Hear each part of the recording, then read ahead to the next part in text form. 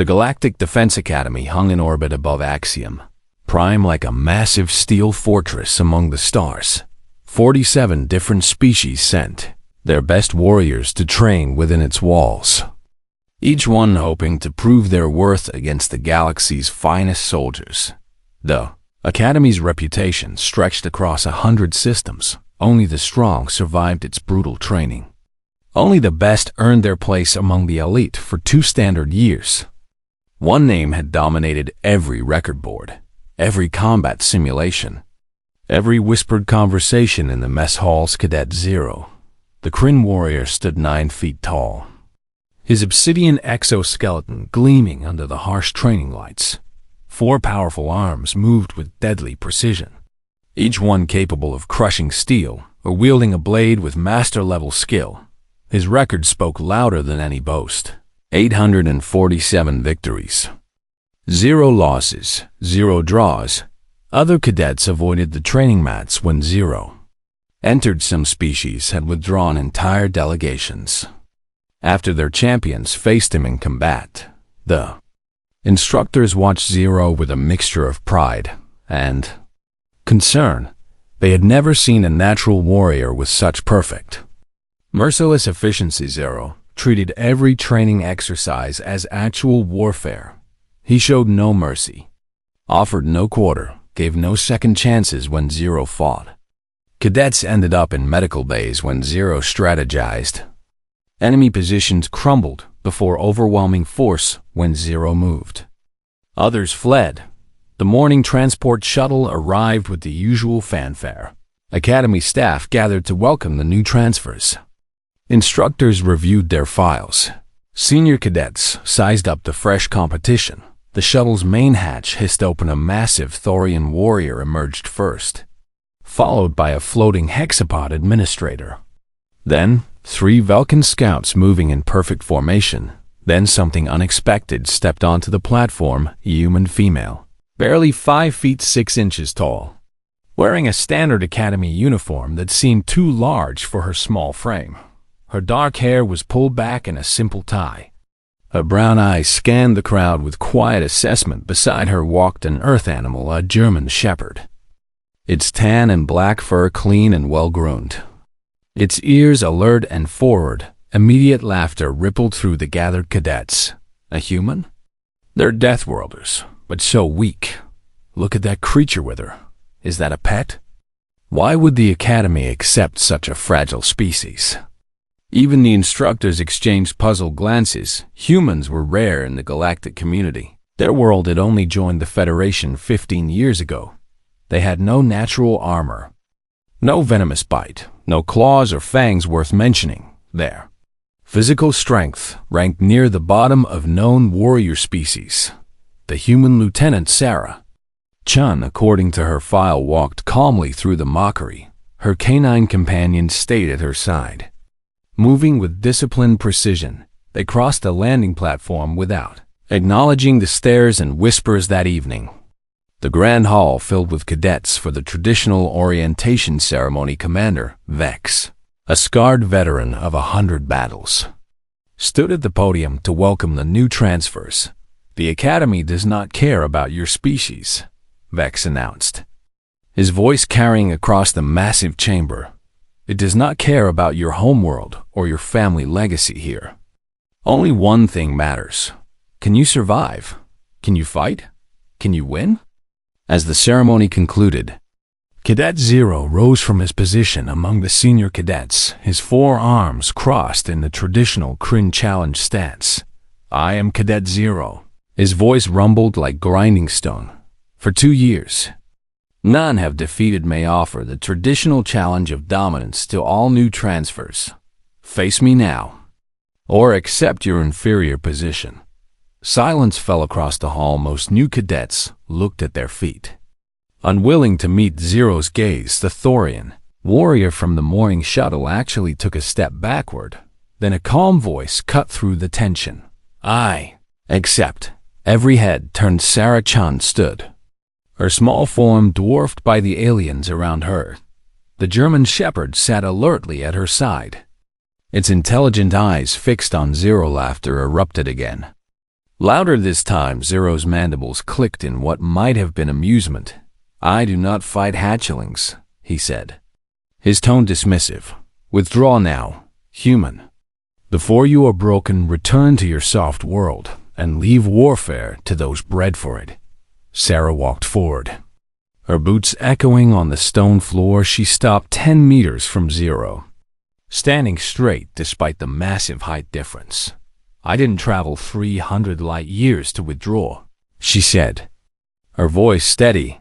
"I came here to learn, to train, and to prove that humans belong among the galaxy's warriors. See you in the arena." Cadet Zero. The German shepherd made a sound, not quite a bark, but a low, confident rumble. Zero stared down at the tiny human for a long moment. "Very well," he finally said. "In 1 month, we will meet in combat. I will try not to kill you too quickly." Sarah nodded once. "Appreciate you'll try to make it interesting."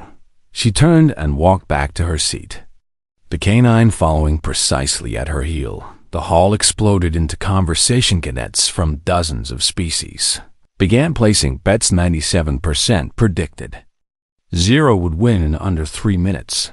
Some bet on under 1 minute. The instructors gathered in small groups, discussing whether they should intervene. Commander Vex watched Sarah Chen with narrow eyes. He had fought humans before, decades ago during the border conflicts. He remembered something the other instructors had forgotten. Humans were Deathworlders, not because of strength or speed. They were Deathworlders because of something far more dangerous. As the crowd dispersed, Zero remained standing, watching the human leave for the first time in 2 years. He felt something unfamiliar, not quite worry. Zero never worried, but perhaps curiosity. The human moved with confidence despite her obvious physical disadvantages. The canine at her side moved with the precision of a trained soldier, not a simple pet. Zero decided he would study this human.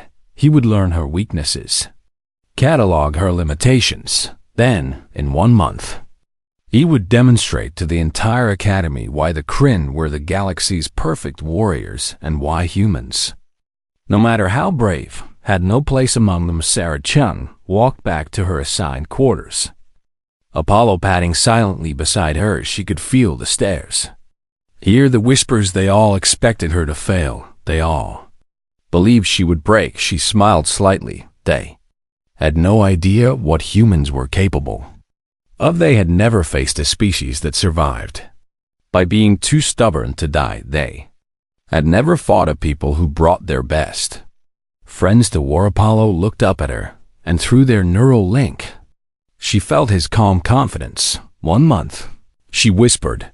1 month to show them what Earth is made of. Apollo's tail wagged once. The academy had no idea what was coming. Neither did Cadet Zero. The first week at the academy tested every new cadet to their absolute limits. Dawn came early, the artificial sunrise blazing across the station at 0500 our standard time. Sarah Chun ran with the other cadets through the endurance course, her human lungs pulling in oxygen as her legs pumped steadily around her. Larger and supposedly stronger species began to fall behind. Thorian warrior, built like a walking tank, collapsed at the 5-kilometer mark.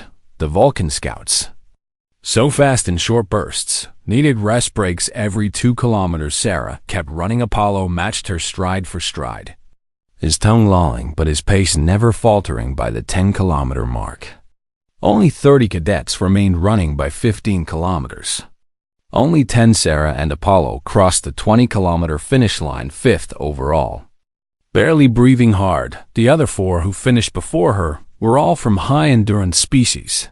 The instructor, a reptilian Saurix named Thresh, made a note on his datapad. Interesting. He muttered. The strength tests went as expected. Sarah placed near the bottom when asked to lift the standard weight bars. She managed the minimum requirement and nothing more. Cadet Zero, during his demonstration, lifted 10 times the maximum weight with just 2 of his 4 arms. The crowd cheered. Sarah simply nodded and moved to the next station. But in the tactical simulation lab, Something shifted. The instructor divided the class into teams of 5 for a complex combat scenario. Each team had to capture an enemy position defended by automated turrets and combat drones. Zero's team went first. He led from the front, his massive frame absorbing fire while his teammates followed. They used pure overwhelming force, hitting the defenses head-on until they crumbled. Time: 4 minutes. 12 seconds. Casualties: 40% of the team success. Objective: captured. The instructor nodded approval. Aggressive and effective. Next team. Sarah's team entered the simulation instead of charging. They spread out. Apollo moved to the front, but not to attack. The German Shepherd began to pace back and forth in front of the enemy position, drawing fire. The turrets tracked him, wasting ammunition while the defenses focused on Apollo. Sarah's team circled wide. They used the terrain, rock formations, depressions, natural cover. One teammate created a distraction from the left. Another disabled a power junction from the right. Sarah herself infiltrated from an unexpected angle, using a ventilation system the other teams had ignored. 7 minutes later, the enemy position fell. Time: 7 minutes. 8 seconds. Casualties: 0% success. Objective captured. All systems disabled rather than destroyed. The instructor stared at the results. Slower, he admitted, but no casualties. Equipment preserved for reuse. Tactical efficiency: exceptional. Zero watched from the back of the room, his forearms crossed. Wind battles, he said. The enemy does not wait for perfect tactics. Sarah turned to face him. Speed wins battles, she agreed, but bringing everyone home wins wars. The room went silent. Commander Vex, observing from the control booth, smiled slightly. The next day, in advanced tactics class, everything changed. The instructor was discussing multi-species squad coordination. Sarah sat in the middle row, Apollo lying calmly at her feet. A hexapod. Cadet made a comment about keeping animals out of tactical discussions. Apollo's head lifted. Then he spoke. Actually, the inclusion of non-humanoid intelligence in tactical planning often provides perspectives that bipedal species overlook. The entire classroom froze. The voice had come from the dog-perfect galactic common. Clear pronunciation. Intelligent cadence. Shock rippled through the room like a physical wave. Did that animal just... It spoke. Impossible. The instructor held up a hand for silence. Lieutenant Chun, please explain. Sarah stood calmly. This is combat partner Apollo. He is not just my companion, he's my tactical partner. Apollo has been enhanced with human neural interface technology. We share a combat bond through linked neural networks. Apollo stood on all 4 legs, his posture dignified. On Earth, humans and canines evolved together, he explained.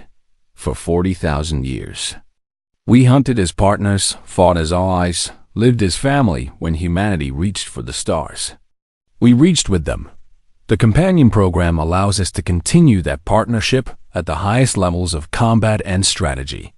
The room erupted in questions. You can think independently? How much intelligence do you have? Can all Earth animals do this? Apollo answered each question with patience.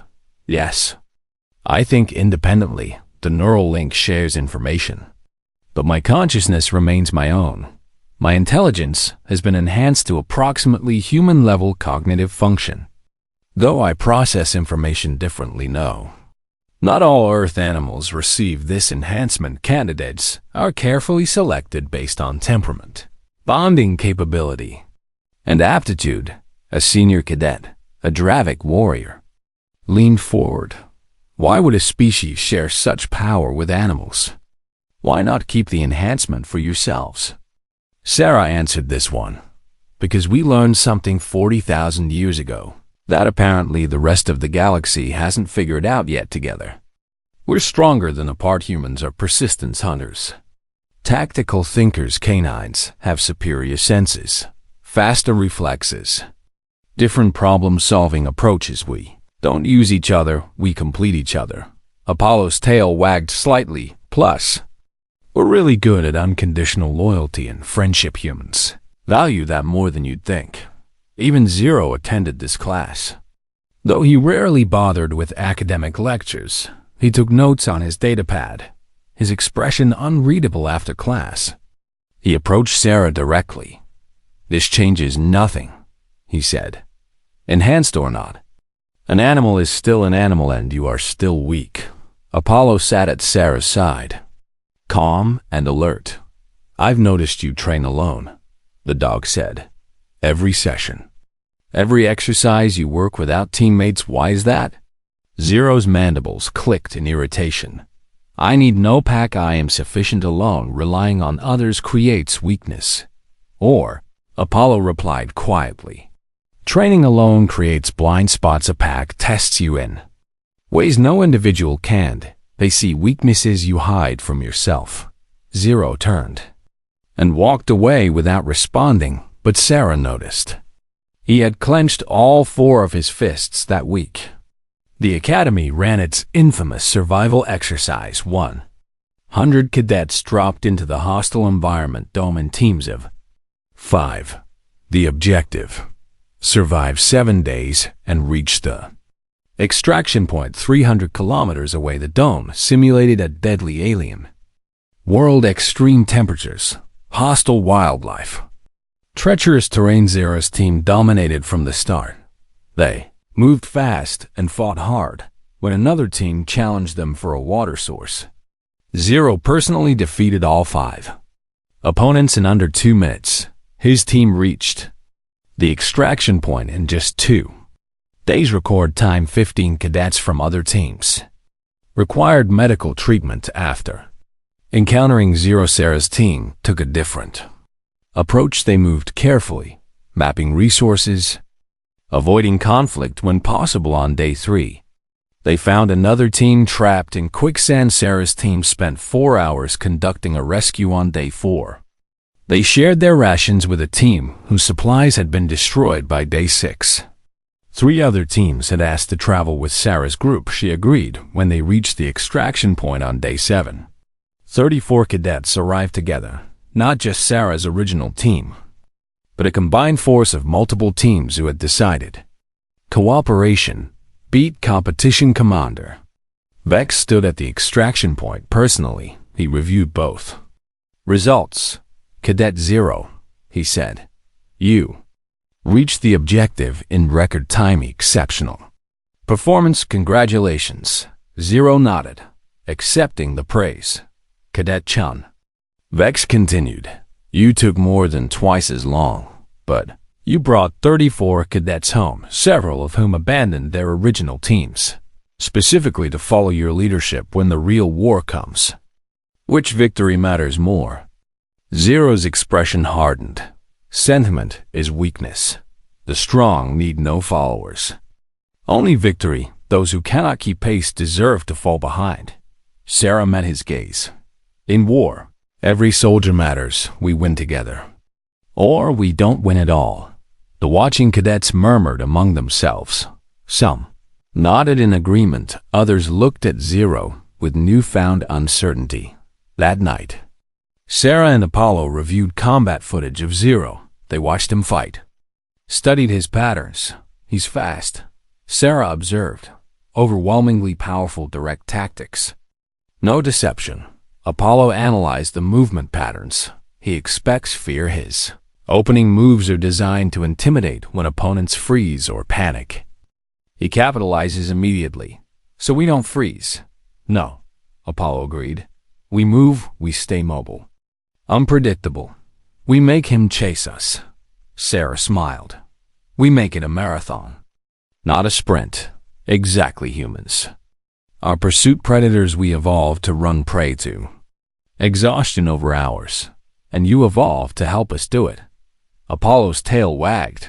"For 40,000 years, I don't think Zero knows what he's actually challenged." 3 weeks until the match. The entire Academy watched both cadets prepare. Zero trained with brutal intensity striking training dummies until they exploded. Running combat simulations on maximum difficulty, Sarah ran every morning, every evening, 20 kilometers minimum. Sometimes 40. Apollo always beside her. Other species watched in confusion. Why does she run so much? Does she think she can outrun Zero? Only a few understood. Commander Vex understood. He had seen persistence hunters before. She's not training to beat him quickly. Vex told his fellow instructors, she's training to outlast him. 2 weeks until the match. Zero requested the combat parameters be finalized. Arena battle, no time limit. Victory by submission or incapacitation, only the Academy approved. Sarah agreed to the terms. 1 week until the match. Betting pools reached record amounts. 97% still predicted. The final 3 weeks before the match transformed the Academy into a circus of anticipation. Every cadet had an opinion. Every instructor made predictions. The betting pools grew so large that Commander Vex had to institute official oversight to prevent fights breaking out over wagers. Sarah ignored all of it every morning at 430 hours. She and Apollo left their quarters. They ran through the Academy's corridors when the hallways were still dark and empty. 20 kilometers before breakfast became their routine. Then strength training, not to build overwhelming power like Zero, but to maximize what human physiology could achieve. Then tactical drills with Apollo, then another 20 kilometers in the evening. Other cadets watched in fascination. A hexapod medical student approached Sarah in the mess hall one evening. "You're damaging your body," the medic said with concern. "Your species isn't built for this level of constant exertion. You need rest periods, recovery time." Sarah smiled while eating her protein ration. "Humans are actually built exactly for this. Our bodies are designed for endurance. We cool through sweating. Most species can't do that. We have springy tendons in our legs that store and release energy. Our breathing is independent of our stride. Unlike quadrupeds, we evolved to literally run prey animals to death over hours and hours." The hexapod's multiple eyes blinked in confusion. "That sounds horrifying." Apollo, eating his own specially formulated meal beside her, added his perspective. "It's called persistence hunting. Ancient humans on Earth would pick an antelope or kudu. Chase it not fast, just steady. The prey would run away much faster, but it would have to stop to rest. Humans don't have to stop. The prey runs again, stops again. Panting, overheating. Humans keep coming.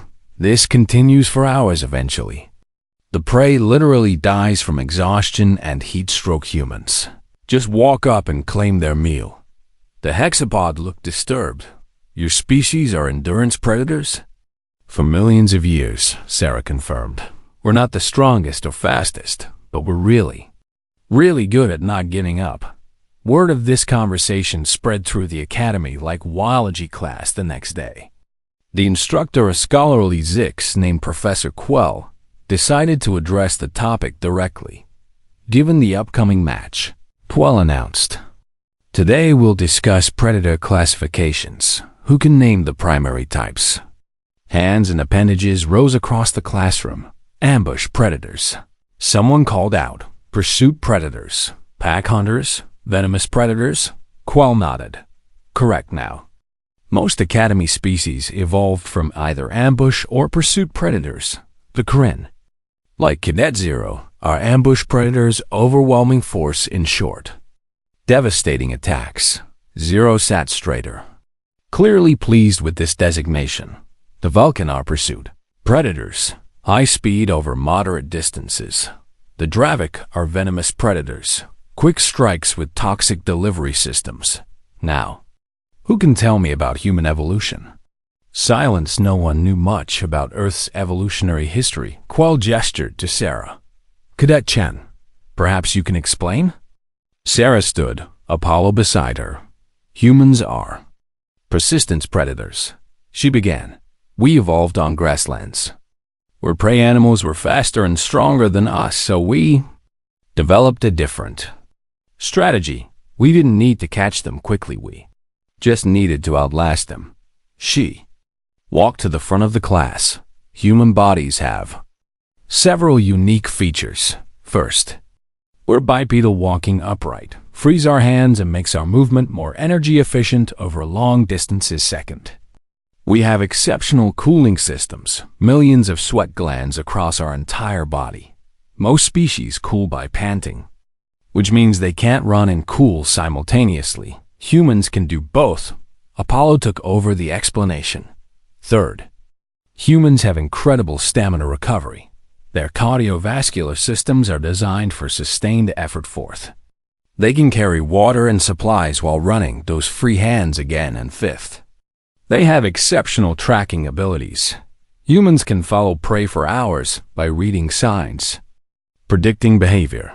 A Thorian student raised his massive hand. But surely this only worked on unintelligent prey. How is this useful against thinking opponents? Sarah's smile turned cold. Because the psychology is the same when you're being hunted by something that never stops. That keeps coming no matter what you do. That doesn't tire or quit, it breaks you mentally before it breaks you physically. Our ancestors would chase prey until the animal was so exhausted and heat sick that it just laid down and gave up. The prey wasn't injured, it was psychologically defeated. The classroom had gone very quiet. Zero stared at Sarah with new intensity. You mean to exhaust me, he said flatly. You cannot defeat me with strength. So you plan to make me chase you until I tire? Sarah met his gaze. I plan to fight the way my species has fought for millions of years. You're bigger, stronger, faster. But the question is, can you catch something that won't stop moving? And if you do catch it, can you finish it before it escapes and the chase begins again? Zero's 4 hands clenched into fists. We shall see. The class erupted into excited discussion. Professor Quell had to call for order 3 times. That afternoon, Apollo gave a special lecture at Commander Vex's request. The topic, pack dynamics and wolf behavior. 60 cadets attended, including many senior students who wanted to understand the human-canine bond better. Apollo stood on a platform so everyone could see him. My species, Canis lupus familiaris. The domestic dog descended from wolves. He began. Wolves are pack hunters. They don't rely on individual strength. They rely on coordination, roles, and teamwork. Every pack member has a specific function. He brought up a holographic display showing wolves hunting. Alpha leads and makes decisions. The scouts find prey and report back. The flankers circle wide to cut off escape routes. The chasers drive the prey toward the ambush point. The finishers deliver the killing blow, all working together as one organism. Dravic warrior asked, but what happens when one wolf is stronger than the others? Wouldn't that wolf simply dominate alone? Apollo's ears perked forward. A lone wolf has a success rate of about 15% when hunting. A pack has a success rate of 70% or higher, even the strongest. Wolf knows that cooperation provides better results than dominance. This is why wolves and humans bonded so well. We both understood that working together makes everyone stronger. Zero, sitting in the back row, spoke up. But in combat, coordination takes time. Individual action is faster. Apollo looked directly at him. Is it? When Sarah and I fight, we don't need to discuss tactics. Our neural link means we think as one organism. I sense her intentions. She senses mine.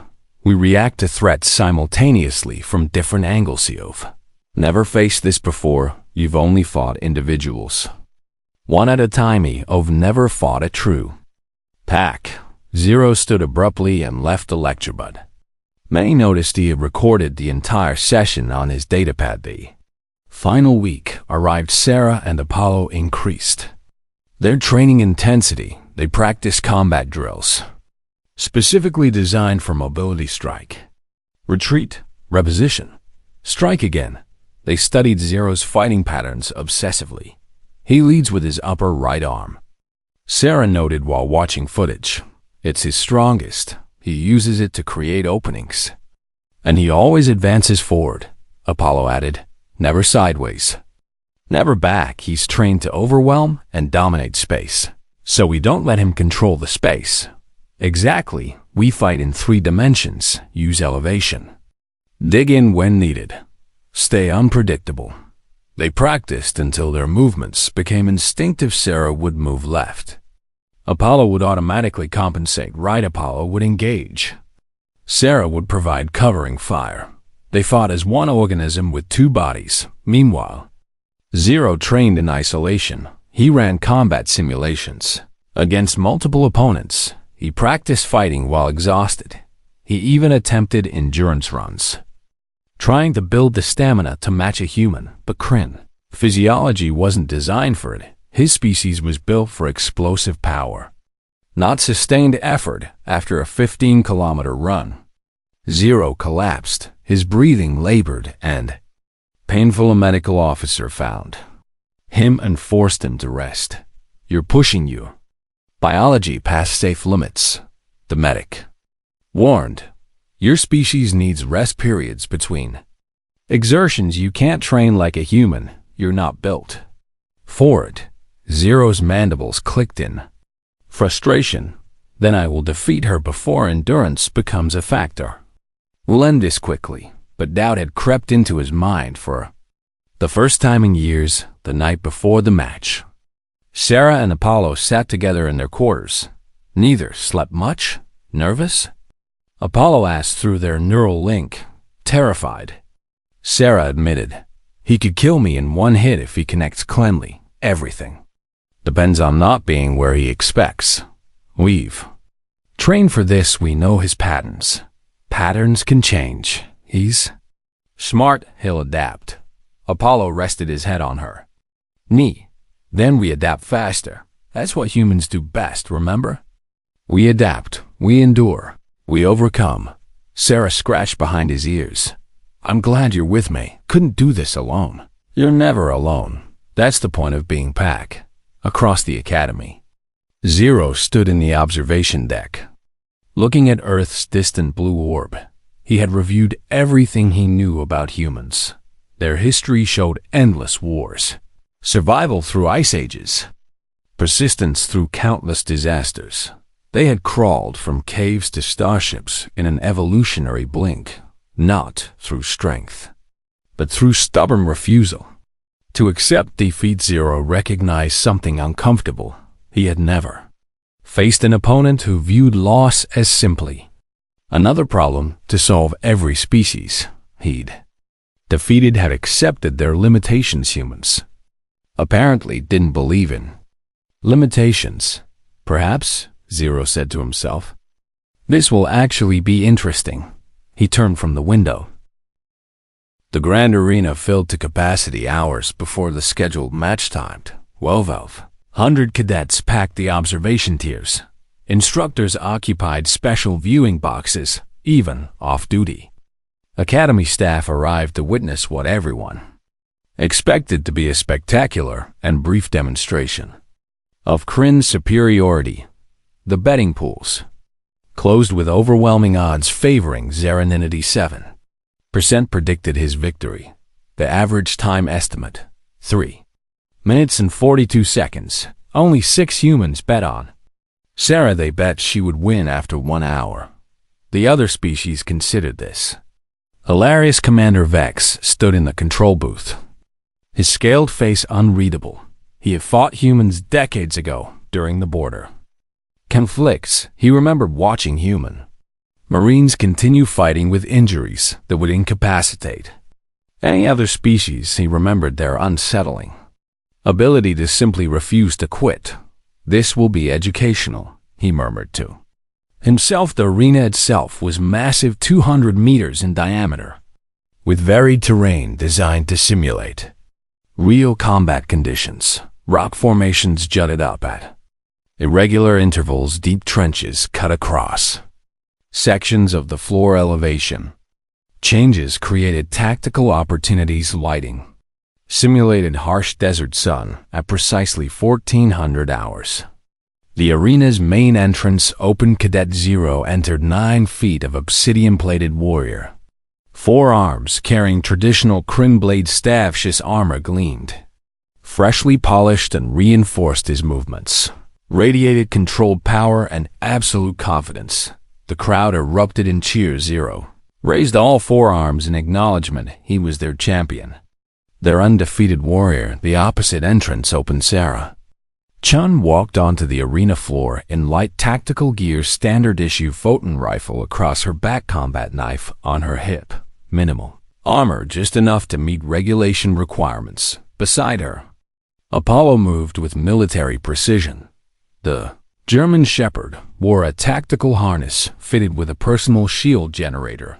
His ears were forward, his posture alert and ready. The crowd's response was mixed, some cheers from the handful of humans, polite applause from others, and scattered laughter. Zero and Sarah met at the arena's center. The referee, a neutral Zix official, explained the rules. Combat continues until one participant submits or is rendered incapable of continuing. Lethal force is prohibited. Medical teams stand ready. Are both participants ready? Ready, Zero rumbled. Ready, Sarah confirmed. Apollo barked once a sharp affirmative sound. The referee raised his hand. Begin. Zero exploded into motion. The massive Kryn covered 50 meters in seconds. All 4 arms gripping his blade staffs. Strategy was simple and had never failed. Close distance immediately. Use overwhelming force to end the fight before the opponent could implement any defensive strategy. Sarah and Apollo split in opposite directions. Zero had to choose, go left for Sarah or right for Apollo. He chose Sarah. Correctly identifying her as the primary combatant, Sarah ran not panicked flight, but controlled tactical movement. She used rock formations for cover, her smaller size letting her slip through gaps. Zero couldn't follow. Zero smashed through obstacles. Closing the distance, Sarah spun, fired 3 photon blasts from her rifle. Zero deflected them with his blade staves. Barely slowing, he was 15 meters away. 10 meters. 5 meters. Then Apollo hit him from behind. Not a full attack, a quick strike at Zero's leg joints, where the exoskeleton armor had natural gap. Zero swung backward with 2 arms. Apollo had already dodged away. The distraction cost Zero 1 second. Sarah used that second to create 20 meters of distance. Zero roared in frustration and charged after her. The crowd leaned forward. This was unexpected. Most opponents froze when Zero charged. Sarah kept moving. The pattern established itself. Quickly, Zero would close on Sarah. She would evade. Using terrain and her smaller size, Apollo would harass from unexpected angles, forcing Zero to defend. When Zero turned on Apollo, Sarah would lay down covering fire. Neither human nor canine tried to fight Zero directly. They just kept him moving. 5 minutes passed. Zero landed a glancing blow that sent Sarah tumbling across the arena floor. The crowd gasped. This was it. Zero would finish her now, but Sarah rolled with the impact and came up running. Her left shoulder was clearly injured, but she kept moving. Zero's mandibles clicked in surprise. You should be unconscious, he said. Sarah's response was breathless but steady. Human skulls are really thick. Evolutionary advantage from falling out of trees. She fired another burst from her rifle. Zero deflected it and charged again. 10 minutes, 15 minutes, 20 minutes. Zero was still faster, still stronger, but Sarah and Apollo refused to engage on his terms. They fought like persistence hunters, constant movement, no rest, relentless pressure from changing angles. Zero began to realize something disturbing. He was getting tired, not exhausted yet, but his movements were fractionally slower. His breathing required more effort. Kryn physiology demanded rest periods between intense exertions. He had been moving non-stop for 20 minutes. Sarah, despite being hit multiple times, kept running. Apollo, despite dodging attacks constantly, Never slow at 25 minutes, 30 minutes, Zero's frustration grew. Stand and fight, coward. He roared. Sarah's response came between rapid breaths. No, Apollo added. We are fighting, just not the way you want. Zero attempted a new strategy. He stopped chasing and took a defensive position. Conserving energy, Sarah and Apollo circled. Maintaining distance, they weren't going to come to him after 2 minutes of standoff. Zero realized he had to keep engaging the moment he resumed pursuit. They resumed evasion 35 minutes. The crowd had gone completely silent. This shouldn't be possible. Rowe landed another solid hit at the 40-minute mark. His blade staff connected with Sarah's left arm. The sound of breaking bone echoed across the arena. Sarah cried out in pain. Medical teams started forward, but she waved them back with her good arm. Her left arm hung useless at her side. She switched her pistol to her right hand and kept moving. Submit, Zero demanded. You are broken. Sarah's face was pale with pain, but her voice remained steady. Humans have fought with worse. Keep coming. Apollo increased his aggression, drawing Zero's attention while Sarah recovered enough to continue. The neural link between them meant Apollo could feel Sarah's pain, her determination. Her absolute refusal to quit it made him fiercer. 45 minutes. Zero was visibly fatigued. Now his movements lacked the crisp precision from the beginning. His breathing had become labored, loud enough to hear across the arena. Sarah was injured and exhausted, but still moving, still fighting, still refusing to accept defeat. Zero attempted one more massive charge. Gathering all his remaining strengths, stood her ground, this time at the last possible second. She dropped flat. Zero's momentum carried him over her. She attached a magnetic charge to his chest plate as he passed. Electromagnetic pulse detonated. No physical damage, but the energy disrupted Zero's neural network. His coordination failed for 3 critical seconds. His left blade staff clattered to the ground. 50 minutes. Zero recovered from the pulse, but he was struggling. His species wasn't designed for sustained combat. Every Kryn warrior was built for short, devastating encounters, not hour-long battles. Sarah could barely stand her broken arm.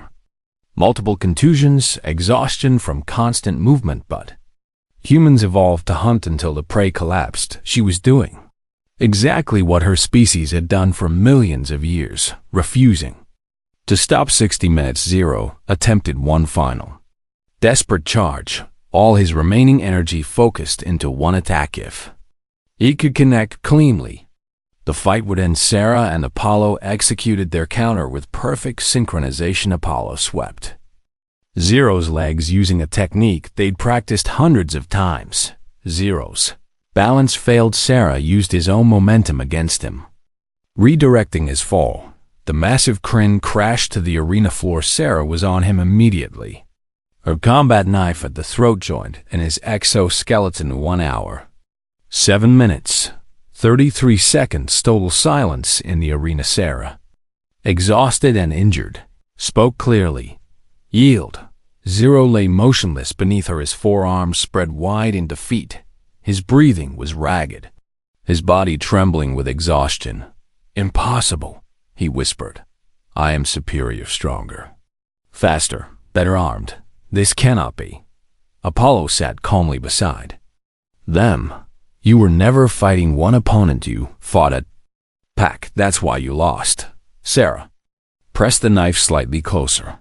Yield. A long moment passed. Then Zero's hand tapped the ground 3 times, the traditional Kryn submission signal. I yield.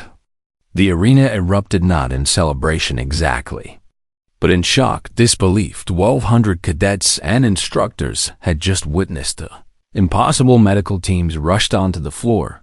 They reached Sarah first. Her left arm was badly broken, her body covered in bruises. She had 3 cracked ribs and a concussion. She was suffering from exhaustion and dehydration, but she was conscious, and she had one. Apollo stood guard while they treated her, his tail wagging slowly. Zero required treatment for severe exhaustion toxicity. His Body had pushed far beyond safe operating limits, neural disruption from the electromagnetic pulse, and something the doctors had never seen in a Kryn warrior. Before a complete psychological shock for 2 years, Zero had believed himself invincible in 67 minutes. A small human and her canine companion had shattered that belief. Commander Vex entered the arena floor. He looked at Sarah, now sitting up with her arm in a regenerative cast. "You knew," Sarah said to him. "You knew humans could do this." Vex nodded slowly.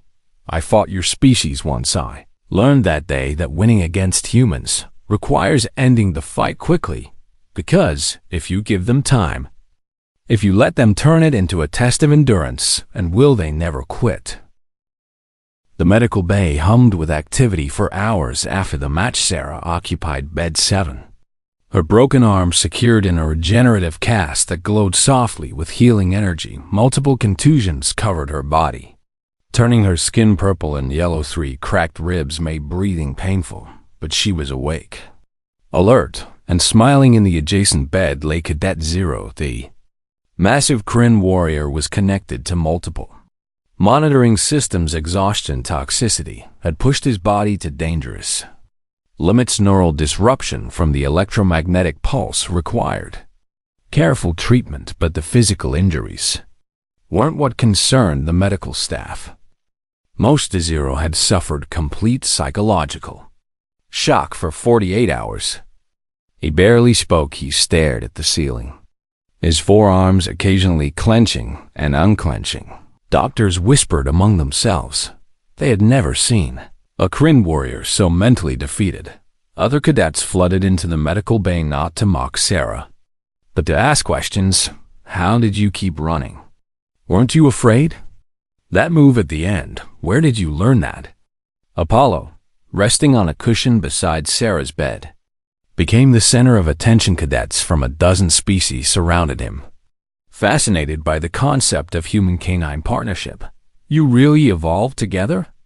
a Vulcan scout asked. "For 40,000 years. Apollo confirmed. "Humans domesticated us, or maybe we domesticated them. The relationship was always mutual. We helped them hunt. They shared their food and shelter. We protected their camps. They protected our pups over millennia. We literally changed each other through selective breeding and partnership." A Thorian warrior looked troubled. "On my world, we consider animals inferior. They are tools or food. Nothing more. The idea of treating them as equals, it's difficult to understand." Sarah spoke up from her bed, her voice hoarse but clear. "It's not about equality of ability. Apollo and I have different strengths. I can do things he can't. He can do things I can't, but we respect each other as partners. We trust each other completely. That bond makes us both stronger." Apollo's tail wagged. "Plus, humans invented the tennis ball that alone secured my species' eternal loyalty." The room erupted in laughter. Even injured cadets from other beds joined in the tension that had filled the academy. For weeks began to dissolve on the 3rd day. Zero requested a meeting with Sarah. The medical staff cleared the area, giving them privacy. Apollo remained sitting protectively beside Sarah's bed. Zero approached slowly. His movements still showed exhaustion, but his posture had regained some of its natural pride. "I underestimated you," he said. Without preamble, "I underestimated your species. I believed strength was absolute. I believed power determined victory. I was wrong." Sarah nodded, accepting the apology without gloating. "You're not wrong about strength mattering in a short fight. You would have crushed me in seconds, but I didn't let it be a short fight." Zero's mandibles clicked, the Kryn equivalent of a thoughtful hum. "You turned my strength into a disadvantage, made me carry my own weight, until it became burden instead of asset. This is sophisticated strategy. It's survival strategy." Sarah corrected.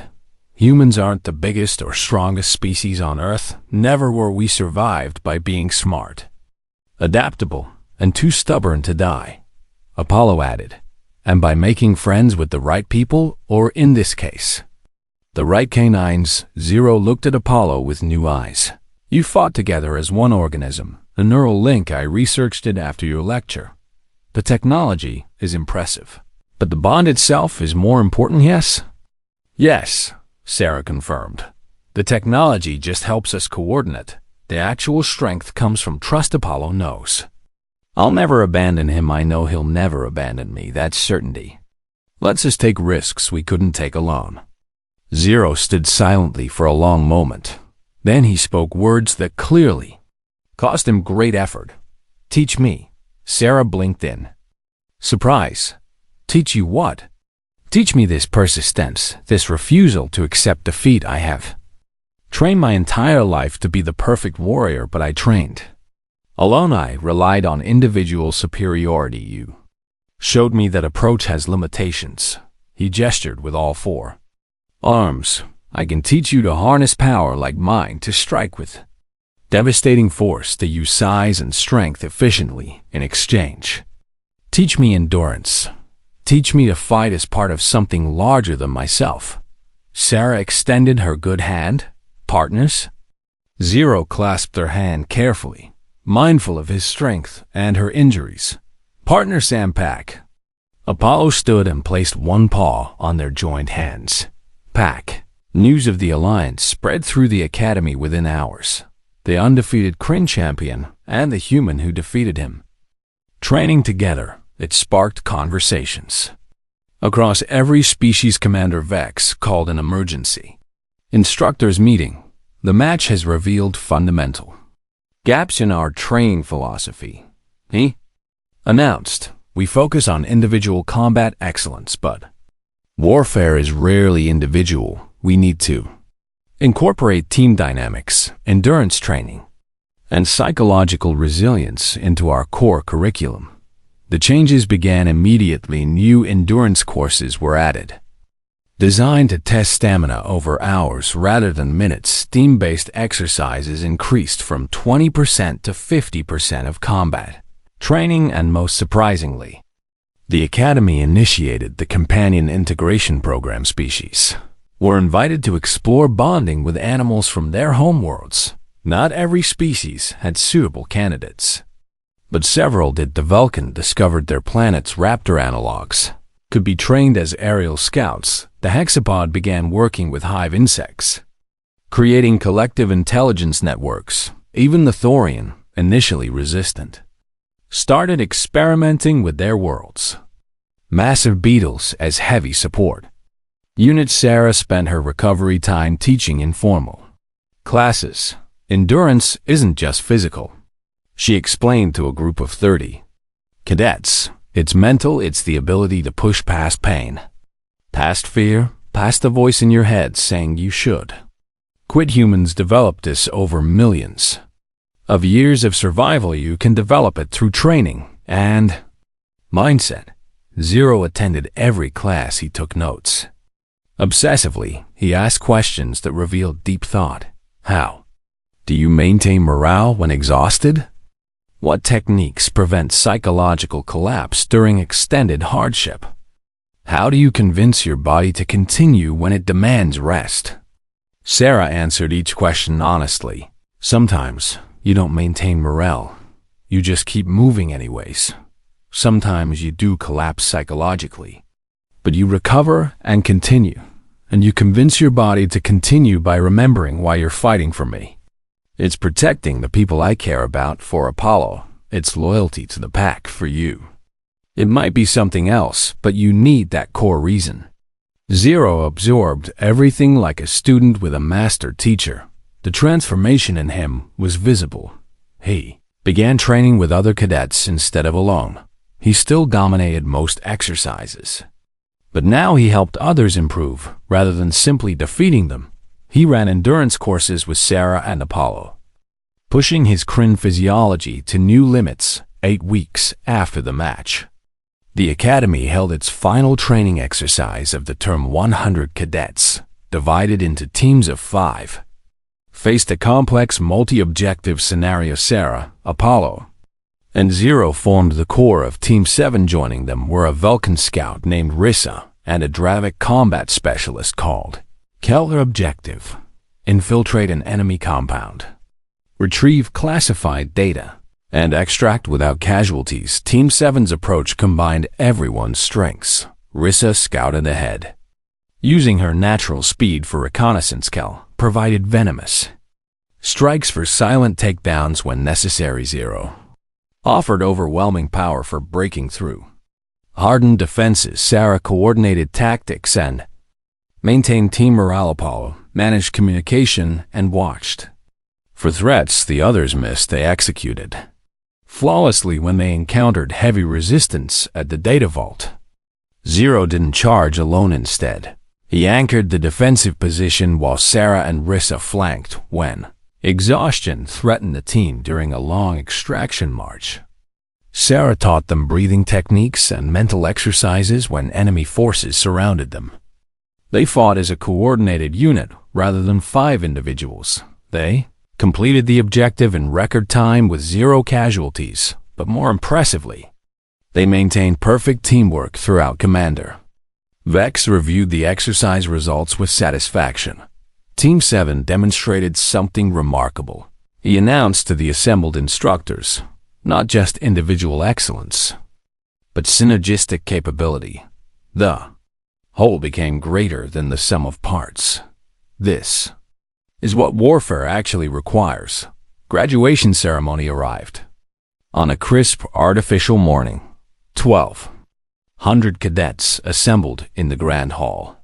Wearing their formal academy uniforms, awards were distributed according to tradition. Top honors for combat excellence. Cadet 0, the Kryn warrior, accepted the award with quiet dignity, but when he returned to his seat, he placed the award between himself and Sarah. Shared achievement. He said simply, special commendation for tactical innovation and exemplary courage. Cadet Sarah Chun and combat partner Apollo. The crowd erupted in genuine applause. Sarah and Apollo walked to the podium together. Commander Vex personally presented their commendation. You taught this academy a lesson we desperately needed. Vex said quietly, thank you. Sarah smiled. We just showed everyone what humans learned a long time ago. Together is better than alone. In his graduation speech, Commander Vex addressed the entire graduating class. You came to this academy as individuals from 47 species, each believing your species had unique advantages, each competing to prove superiority. You leave as something different. You leave understanding that strength comes in many forms. Some of you are powerful. Use that power to protect the weak. Some of you are fast